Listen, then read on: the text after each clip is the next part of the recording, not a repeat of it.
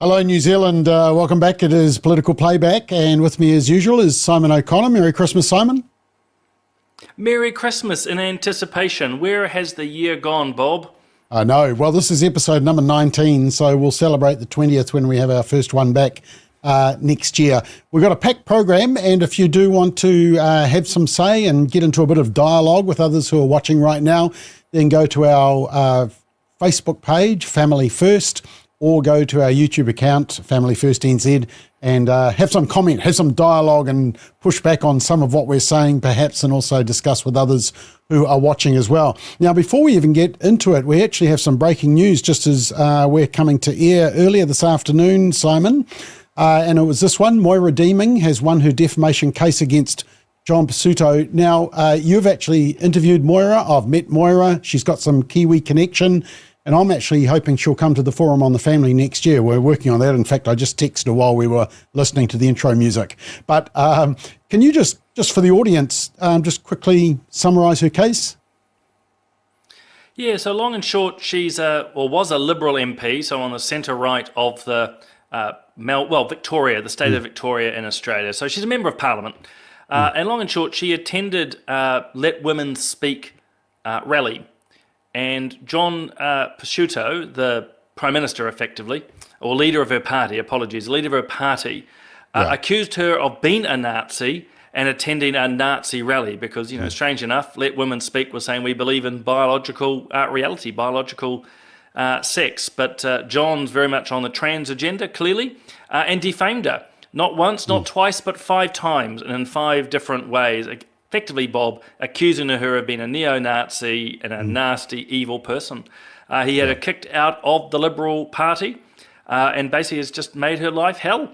But today, a few hours ago, she won her case on all 5 elements of defamation. And now John is going to have a whopping bill in hundreds of thousands of Australian dollars, which probably translates into millions of New Zealand. So this is Victoria, Liberal state, Liberal as in socially liberal, of course. And so John Pizzuto is the leader of the opposition at the moment. My understanding is he's not going to last. I actually took this clip from ABC News, and they actually said that she spoke at an anti-trans rally, which I reworded it when I reposted it on our socials just to say, actually, it was a Posey Parker pro-women's space rally. But that's what she's been up against. It's been a real fight, and I think, to be labelled like that, but boy, she's had a real win today, and a win for women who want to protect women's spaces. Absolutely. As you say, definitely a personal win. She's actually put up a lovely message on her X account, probably other social media, but it is a win for women. And it's actually a win for free speech and discussion because, regardless of where people want to sit on this trans debate, it's very clear where we in Family First do. But we should be allowed to have these discussions and not have people, particularly in positions of influence like this John Pizzuto, did defame, impugn, defame, abuse. It's just terrible. But this is a tactic you and I are very familiar with, Bob. A lot in New Zealand and Australia are. So it's a really significant win today. And can I just add what you mentioned about the ABC? I mean, basically, they are so far to the left, it's not funny. Yeah. And as you say, describing it as an anti-trans rally. Well, actually, there's a whole lot of women actually gathering, and Moira was one of them. So when you think ABC, you're thinking Radio New Zealand, One News, maybe even News Talk ZB, maybe even Stuff, maybe our whole media. All right, let's move on to our first topic for today that we had planned. Just a couple of poll results that came out. Let me just show you quickly. So basically, this is the One News Varian poll, and it shows that National's still in the lead. Te Pāti Māori has increased, New Zealand First has increased. The Greens have been punished a bit. We will come back to that. And then there was a Courier Market Research poll, which argued that National and Labour had a big hit, and that ACT had a big rise, and Te Pāti Māori, which is kind of interesting. ACT and Te Pāti Māori have had a lot of profile with the treaty debate, so maybe you could say, all press is good press. I was interested, I'll actually show you the poll of polls, Simon, because I think there's interesting commentary there. I mean, these polls are all over the place, to be honest, but One News said that National, ACT and New Zealand First still in front, but Te Pāti Māori had surged. Now, yes, they have surged. They've gone up, 3%. Greens have gone down 2%. You could argue within the margin of error that voters have gone from one radical party, the Greens, to another radical party, to Party Māori. But what I found interesting was when they did the preferred Prime Minister, you'll see there that there's a new entrant, Hana Rafferty Maipi Clark, the Te Pāti Māori MP who did the haka in Parliament. I actually went back to TVNZ and asked them for the back data to see what extra info I could find out. And I dug this up, that actually she's one of 5 MPs on 1%, including her co-leader, Marama Davidson, who's on sick leave at the moment. Even Jacinda's there, and Nicola Willis. And Nicola Willis and Hana Rafferty Maipi Clark have both increased 1%, but you'll notice that Nicola Willis isn't on the chart. It's just Hana Rafferty Maipi Clark. I think a little bit of nice messaging around Te Pāti Māori there. But Simon, I know that you ranked pretty well on your social media, and they didn't like reporting you either, did they? No, I think this is why you need a breadth of media, Bob, and it's one of the big problems for New Zealand. We're talking mainstream media here. They all sing off the same hymn sheet, which is why you need the likes of Family First and shows like this to actually shine a different perspective and light, because, they set the narrative. So, yes, when I was in Parliament and doing my social media, it would often be amongst the top 10 for reach, and sometimes even number 1, bigger than the Prime Minister or the Leader of the Opposition. But they never really gave that much I know, can you believe it? That's actually where Kiwis want to engage.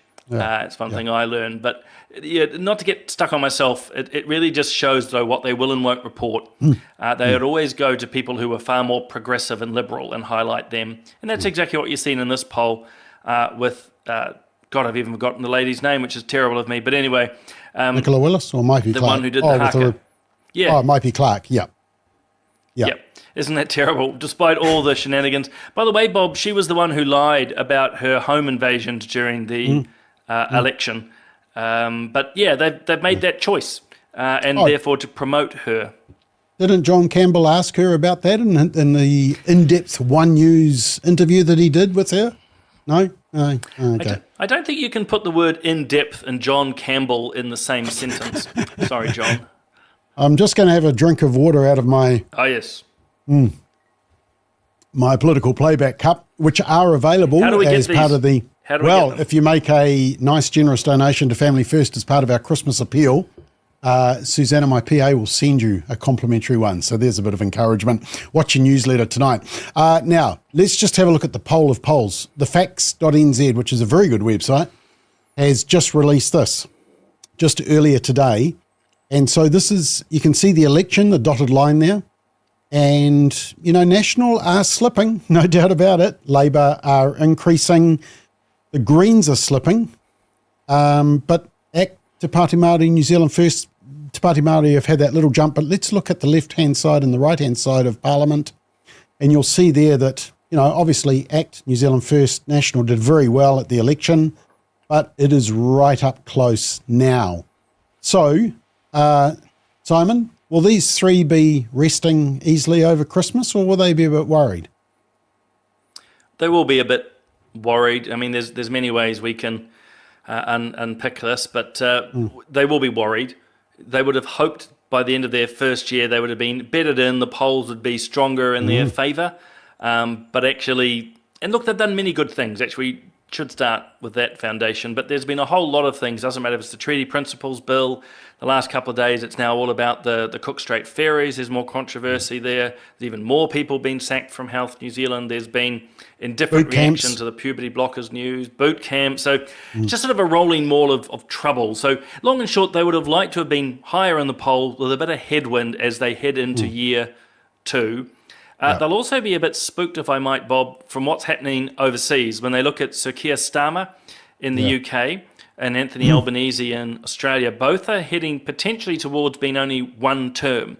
And I'm not trying to say these guys, the three here, are exactly the same, but there is sort of a symmetry in what is happening and how the electorate is responding. So I don't think they'll be panicked, but they will be worried. Okay. The Greens have had a terrible year, and I just want to play you a clip. I mean, when you think about it, I was looking at the list. James Shaw, remember, he was booted off as a co-leader and then re-elected back in 2022. 2023, Elizabeth Kerekere. Then they had Golriz Garaman. They had Julianne Genter losing her rag. They had Darlene Tana being party hopped out of the party. So they've had a really tough year. And, of course, they've had the sickness of Marama Davidson, co-leader as well. The Stuff did an interview with Chloe Schwarbrick, co-leader, and she was asked this question. Simon, I want you to watch this response because she's asked, will she lead the party into the next election?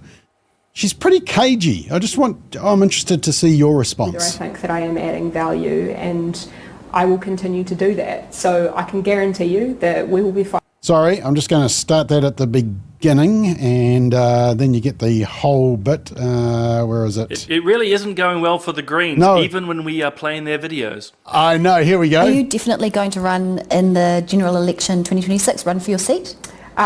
Yes. And can you commit to, staying on as leader? If Greens are in opposition again after the next general election, would you spend another term in opposition? I can tell you hand on heart that I really do take it seriously, the privilege of this position. And every single day I evaluate whether I think that I am adding value, and I will continue to do that. So I can guarantee you that we will be fighting through the 2026 election. I guarantee you that I will be giving absolutely everything that I have to the fight for people and planet. And I guarantee you that I will continue to reflect on whether I am the best person to be occupying this position of immense privilege. So, yeah, I want to continue being accountable and hold space to make really human judgments about whether I'm the best person to do this. I think people are sick of politics that just pretends that we're inhuman. Okay, is she being particularly humble, or does she, as I suspect, look a little frazzled and burnt out? Yeah, I think it's much more the latter. It's a very strange response. But in a strange way, an honest one. If you do look at her, and it's not humility, but her words and certainly her body language tell me that this is a person that's a bit over it and is not convinced that she wants to be there. So there's an element of actually honesty there. Look, whether or not the summer break provides a refresh, but this is a young person who's used to being on the up and up, Bob, always fated, always going for the next step. She became the leader, and basically it's all A, fallen apart, and B, she gets very little coverage now. And she'll be struggling, I suspect, to actually cope with that. You often see that with politicians. They're on the rise, they're loving it all, then they plateau, or they start dropping backwards, and they don't know how to cope with that or deal with that. So, yeah, it didn't look happy. The body language in particular did not look happy. Yeah, and I don't think it helps that her co-leader is, sick, and we wish Marama Davidson a speedy recovery, but that sort of throws it, even more work her way. One question I did have, did Chloe come into Parliament same time as you? I think she might have. I'm trying to remember. I know Chris Hipkins did. You've put me on the spot. It sounds ridiculous for people to go, how would I not know? But there's so much flux or change. But let's just say around that time. Okay, around that time. Okay, let's move on. And if you have comments, don't forget you can put them through to our Facebook page, Family First, and get into some dialogue with others that are watching, and also on our YouTube account, our final program for the year before we take a Christmas break, but we will be back now. Look, I did just want to quickly cover this one. This is this issue about, there's a marae in Manurewa. The Māori Party, Te Pāti Māori, has links to it through its president, John Tamahiri.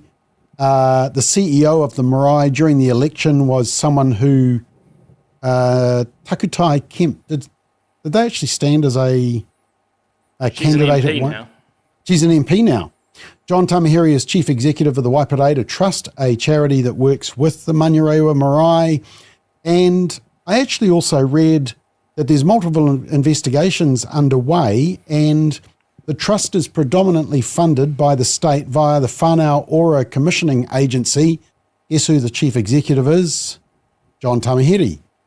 And Kemp won by, 27 votes in that Māori seat? 27, 47. Yeah, incredibly small margin. It just, there seems to be so many red flags, conflicts of interest. I know that the Electoral Commission has sort of fessed up and said, they let things happen that shouldn't have. But is there going to be any accountability? And as a charity that's been deregistered for being too political, why is the Waipareira Trust still a charity? You able to answer that one for me?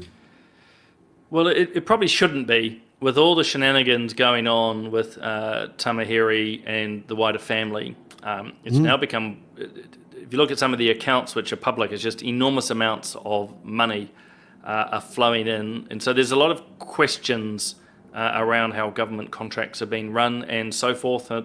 And also very clearly how Waipareira is clearly and strongly engaged with the Māori Party. I think it was the last election, or sorry, 2 elections back now, they actually gave a huge donation to the Maori Party as a charity.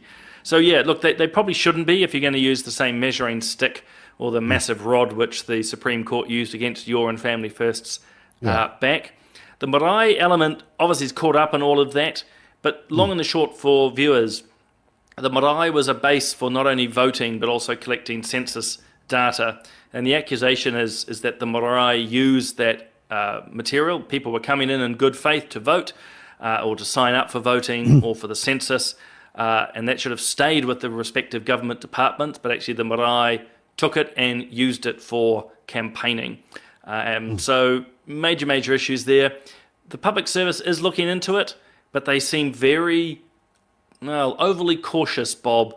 I wouldn't be surprised if they do report. They'll do it on a late Friday afternoon just before Christmas, because basically once you touch anything to do with the Māori Party or John Tamahiri or any of these whānau ora, it's sort of like a sacred cow. And we can't talk about it, but we need to, because it does seem very corrupt, to be blunt about it. Okay, let's have a look at the government targets. And look, we won't get into too much depth on this because people's eyelids will get heavy. But basically, they did a little analysis, and so yellow means that they're sort of getting there. The government's sort of getting there. Orange, no, what is it? Yeah, orange with stripes means they're likely not going to get there. And green means they are getting there. So only housing they're doing well in, but apparently on all the other targets that the government is doing, they're not going too well. Now, of course, we remember that famous interview where Christopher Luxon, the Prime Minister, got very annoyed about setting these targets and then being asked about whether he would meet the targets, and he almost swore. Have a watch. We have, absolutely. Just really quickly on Bennett's question around the national gang list. We recognise that it was actually, and the Deputy Commissioners just highlighted, they're going through and sanitising it because it was they sort of identified that it's quite hard to come off it, and so they want it to be reliable data, and that's why they're doing work around that. Did you ask them to do that? No. This is kind of convenient for the government to have far fewer gangs. No disrespect, but it's not about the frickin' targets. It's actually about the outcomes. And the outcomes here are actually reducing violent crime. And so we want to make sure we've got the best, most accurate, sanitised, clean data we possibly can. So he's not too impressed it's not about the targets, and yet this is what it's all about. Ironically, let's just check the crime one. Where's the crime one? Crime, well, he's got a green and a yellow stripe, so he's sort of halfway there, but not totally, not going to reach their targets. So is it about the targets or not the targets? What's actually happening here, Simon? Well, we talked about this a few months back when the Prime Minister made that outburst and said it would come back to haunt him, and here's a hint of it. Look, to be fair on the government, they're only a year in. The whole point of targets is to drive behaviour. And if we were to think that every target would be met within 12 months, that would be incredible and just not possible. So I actually think the government's doing fine in this space. Again, the point of the targets is to drive that behaviour. So when we're doing the Christmas special for political playback at the end of 2025, I would expect the targets to be better. But I think we can be gentle on the government in this case. That it's early days. Okay, someone we won't be gentle on is the Education Review Office. The ERO, because they say that schools are being derailed by misinformation, bigotry and threats of violence. I actually did a McBlog on this morning where I actually did a word search on bigotry, violence, and found about 1 or 2 references to those words, and they were coming from the ERO, just making generalised statements. Now, the New Zealand First actually were celebrating because they said, well, the RSE guidelines are being removed at the end of first term next year, which is true. But of course, as you've been highlighting, the devil is in the detail of what is going to be replaced. Let me just show you what One News said about it. Sex education has changed as society has evolved too. Students exposed to online harm more than ever. From, pornography being sent via phone through Bluetooth, I don't think unless you're a student or a young person you can actually understand how hard it can be. But because what's taught is up to each school and its community, most students are leaving school with significant sexual education gaps. That's prompted the Education Review Office to call for a set curriculum and the scrapping of consultation with each school's community. Schools should be required to inform parents and ensure they know what their child's going to be taught and make sure if they're not comfortable they can withdraw them. But schools shouldn't have to consult when parents are often very divided. Yeah, that's disturbing that they shouldn't consult. Just before you comment on this, Simon, I did dig up this comment from Chris Hipkins about whether parents should be consulted. This is what he said on the campaign trail at the end of last year. We have a sex education curriculum now. Schools do have to consult with their parent communities. I can tell you, as a parent with kids at school at the moment, I was consulted on what my kids were being taught about. I agree with that approach. Oh, there we go. Settled. ERO should get back in their lane. It's pretty concerning when the ERO says we don't want to consult parents on such a sensitive issue, Simon, simply because there's a diversity of opinion, and maybe because groups like Family First and many others have finally shone a light on what's being taught. Look, 100%. In fact, what the lady said at the end is just an expression of ideological capture, isn't it? We don't want to consult with parents because it's divisive. Actually, that's the reason to have more consultation, not less. I mean, what they want to do is impose a very particular ideology, state-sanctioned, state-controlled, state-imposed. And I doubt it's you and I writing it, or Family First. It will be the usual ideologues obsessed with gender, transgenderism, critical race theory, and all of that. So, yeah, it's pretty bad. So look, kudos to the government, and New Zealand First were the ones really pushing hard to have the RSE drop. So that's great. But one step forward, which you've got there, is arguably two steps back, because now they're going to put something new in. And as we're already seeing, the ERO is pushing, no consultation with parents. They just want to impose their views. And it's just wrong, completely wrong. And of course, this is ERO that went after Bethlehem College because they had a statement that said marriage is one man, one woman, and, investigations and inquiries and interviews.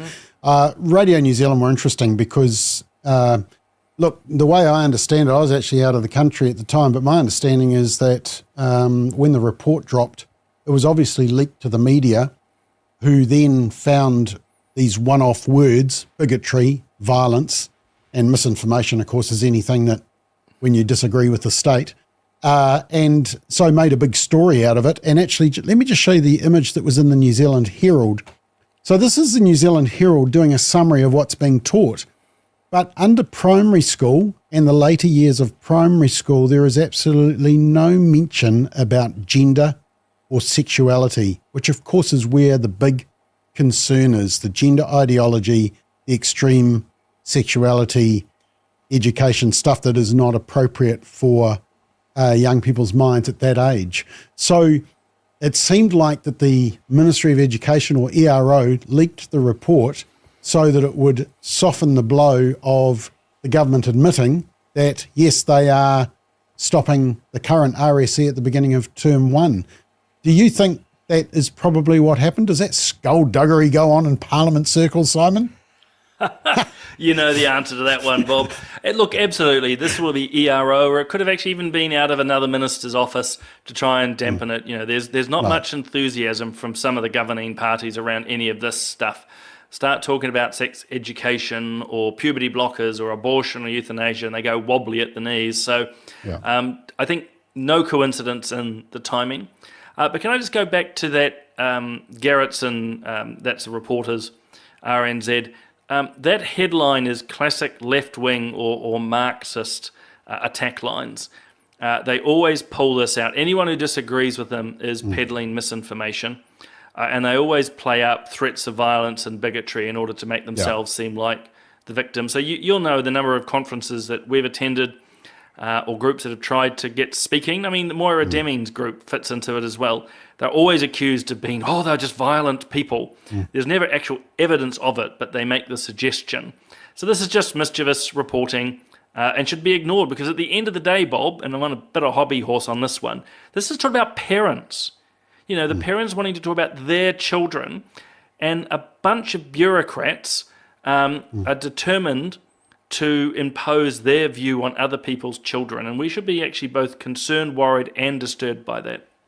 Yeah, well, let's hold Chris Hipkins to account. You know, he's got children. He understands that consultation's important on this issue, so he does understand. All right, let's go on to the next topic, and of course the treaty debate.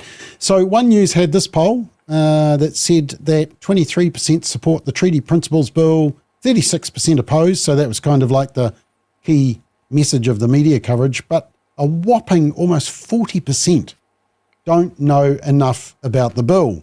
Now, Courier Market Research also did some polling for Hobson's Pledge, which is Don Brash's organisation, and they said, well, who should have the final say on treaty principles?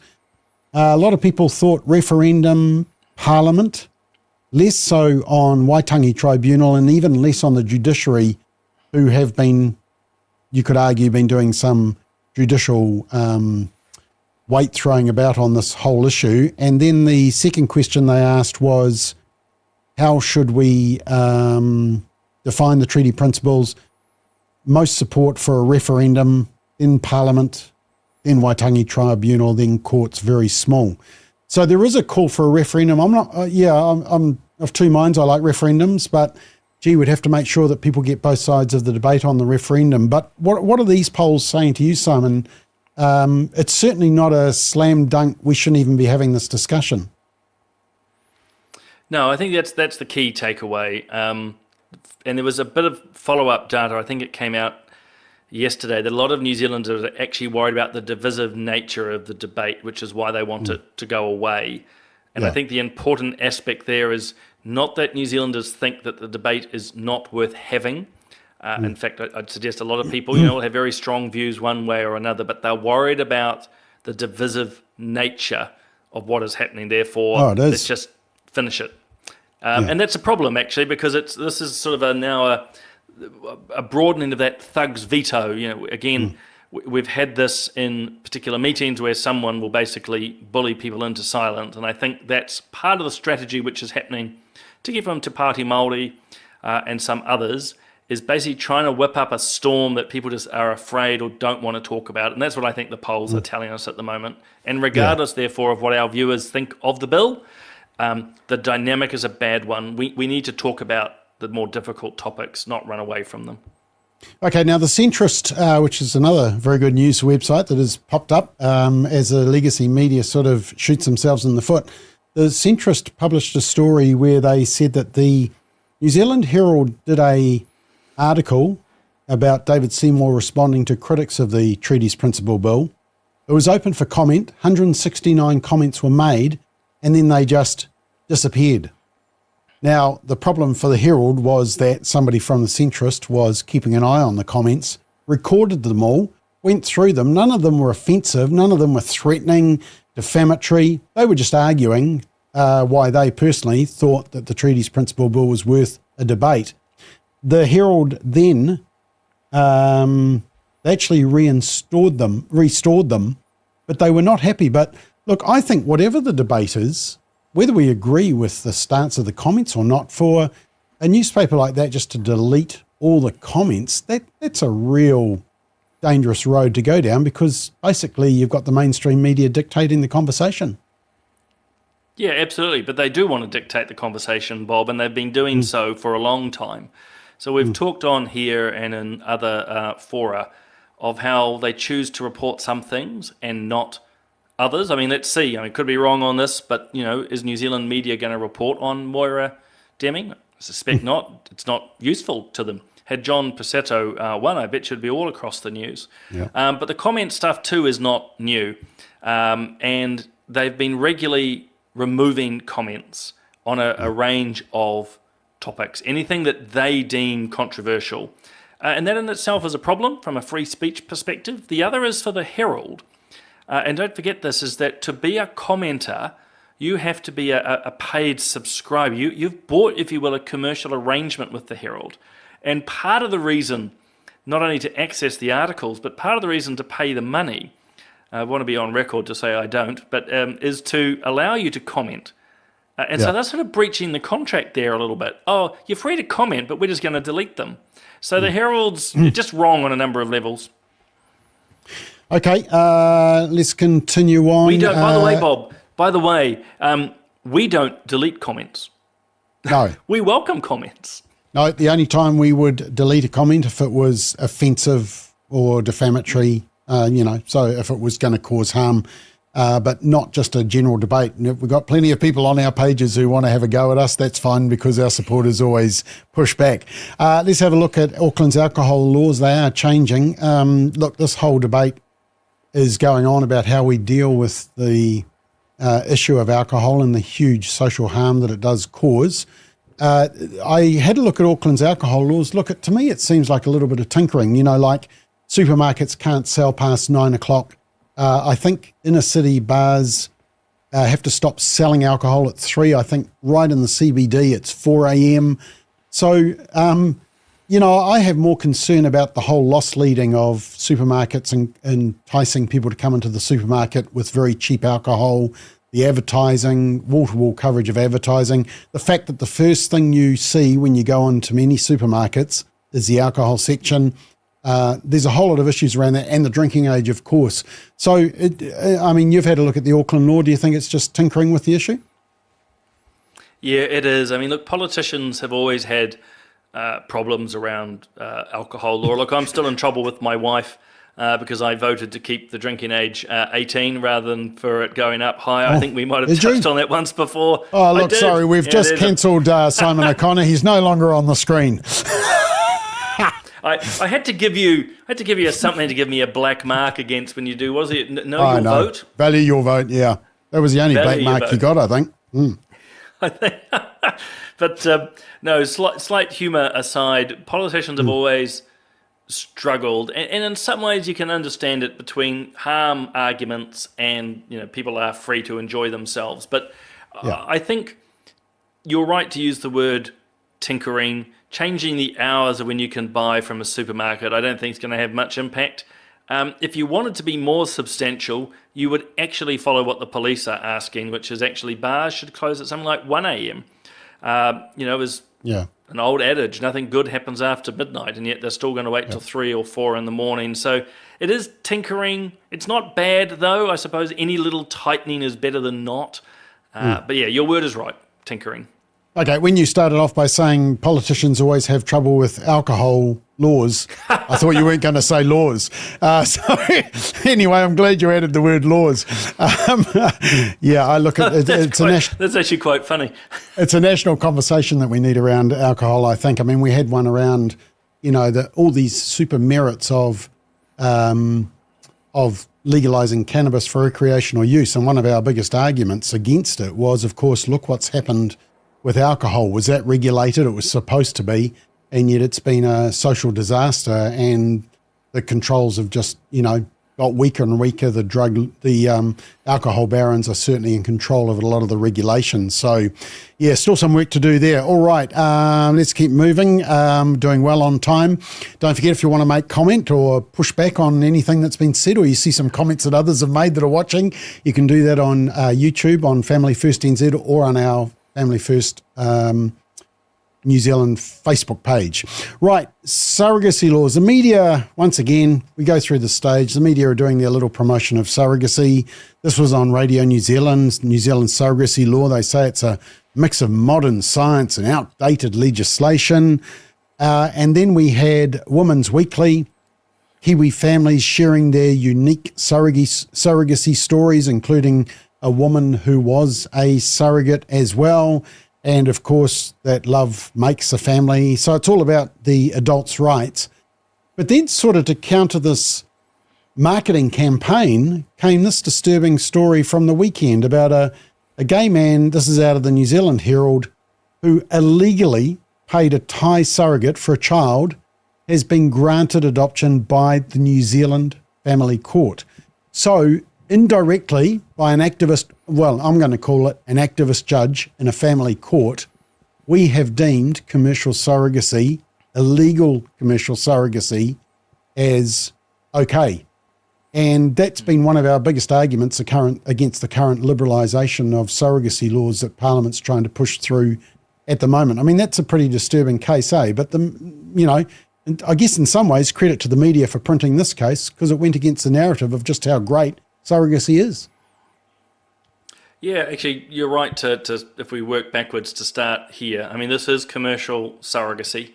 Just being allowed, if you will, through the back door. And it is inappropriate. I mean, effectively, this man, and it's interesting, it does seem to be singular too, has bought a child off, in this case, a Thai woman. There's a whole lot of power dynamics that you could argue there, and our courts rubber stamped it. So that's a problem.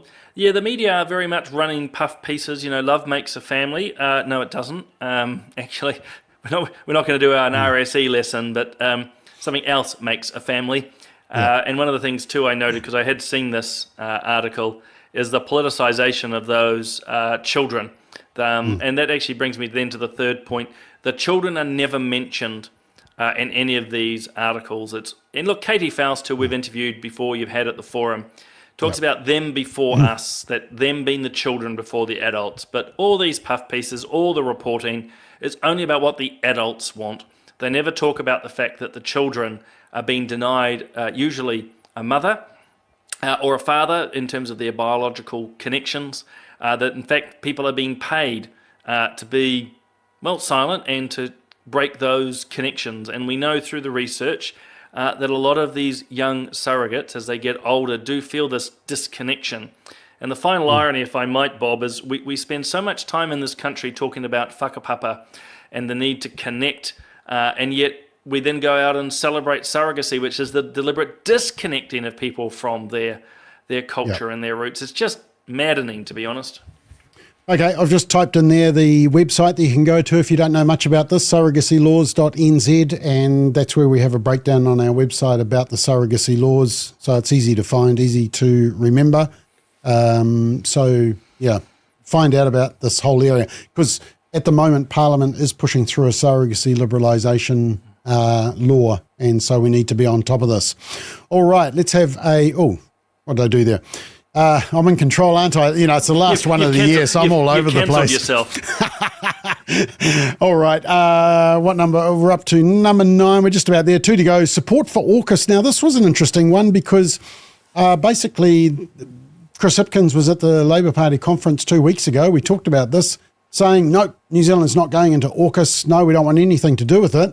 But next minute, there's a poll. And as you can see there, there's actually some very strong support for it. 51% support, only 20% oppose.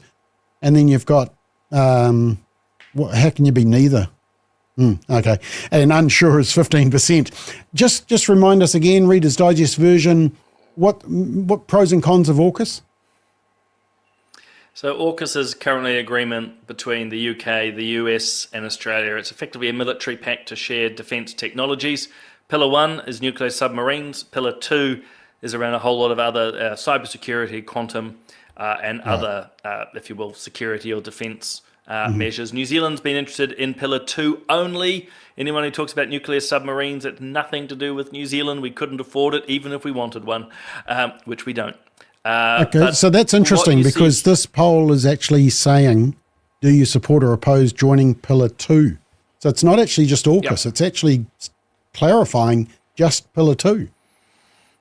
Yeah, and look, I think, if you will, the ordinary Kiwi gets it. National security and sovereignty are important. I'm very pro joining AUKUS Pillar 2. In fact, by coincidence, and it is coincidence, I wrote about this today. At the end end of the day, our world is getting more and more dangerous. Doesn't matter if it's China, what's been happening in the Levant, Syria, Ukraine, you name it. The world is getting more dangerous, and Kiwis get it. But isn't there a funny disjoint between that and, if I want, the elites? Business people, some business people actually should stress that word, politicians like the Labour Party, even reluctance within the government. They generally are reluctant, as I say, Labour's rejected AUKUS, and yet the public are thinking something quite different. And we're beginning to see this more and more, and we talked about it around the American elections, didn't we, of just how what media and other elites were saying versus what actually people ended up voting for. And I can't help, Bob, feel there's a strange parallel here. Yeah, I mean, it is AUKUS. As I said last week, I mean, if New Zealand becomes part of AUKUS, then it becomes NZAUKUS, and I just don't think that sounds that good. So that's just not going to fly. Right, one more topic before we finish for the year. You'll like this one. And I really like this image, actually, that was put out by Chris Lynch Media, another very good media site that has popped up based in Christchurch. But the Marsden Fund, so actually... look, you might need to do a bit of explaining here. Marsden Fund, what is it? It's a major government fund for researchers, so academics basically. Academics can apply for research fund. It's meant to be what they call blue sky, so it's not meant to be nuts and bolts stuff. It's really, hey, what's the new innovative thinking, hence the term blue sky, but it's enormous amounts of money. I don't know the exact amount, Bob, but we're talking millions and millions of dollars for academic researchers. Okay, well, here's some examples of academic research. $360,000 to examine Pacific gamer girl experiences because gaming culture remains associated with masculinity, heterosexuality, and whiteness. $750,000. How do we detransition to a decolonised nation that respects and upholds collective Indigenous rights? $360,000 to decolonise gender education in schools.